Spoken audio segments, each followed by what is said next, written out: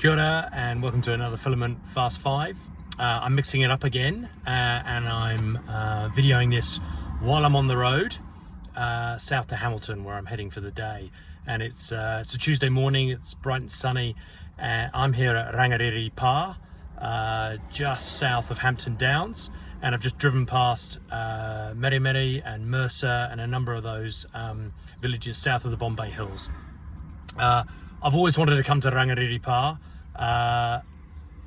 For me, it's an extremely evocative moment in New Zealand history, as in 1863 this was the scene of a major battle as Governor Grey sent his forces south to try and stamp out the Kingitanga movement and the resistance to the land sales that were going on at the time. And of course this was coming under 20 years after the signing of the Treaty of Waitangi.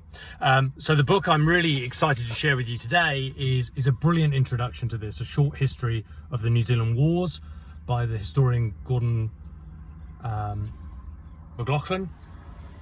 A brilliantly accessible book and just puts the New Zealand land wars and the New Zealand wars of the sort of mid to late 19th century into context.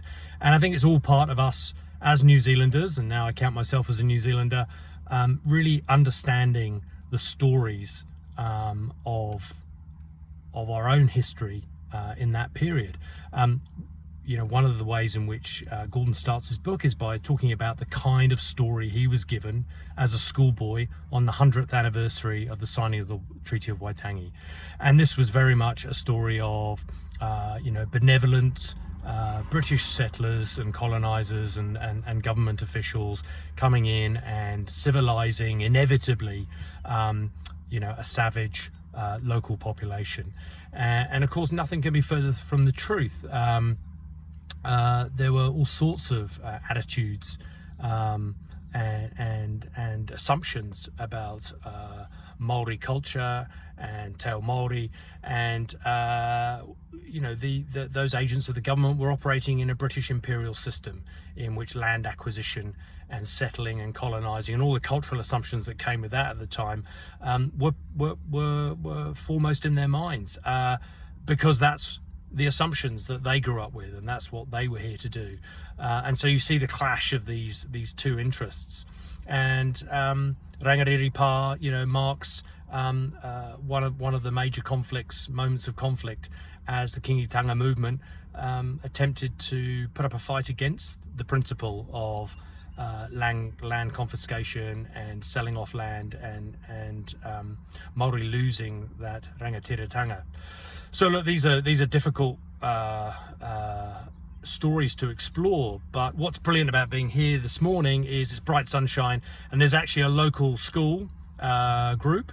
I'm thinking that they're intermediate, could be last year of primary school, but they're here performing what I think is a haka on the fortified sort of hillocks and the remains of the Pā.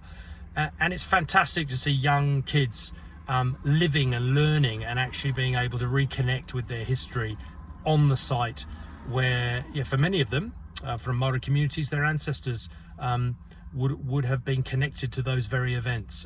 That's hugely evocative, and it always makes me sad when New Zealanders say to me we don't have a history, especially Pakeha New Zealanders. There's a rich history there for the exploring, and it's really important that as we move forward we take the lessons from that history and we try to really understand the stories that we've told ourselves about who we are and the stories that we now need to tell ourselves about who we are.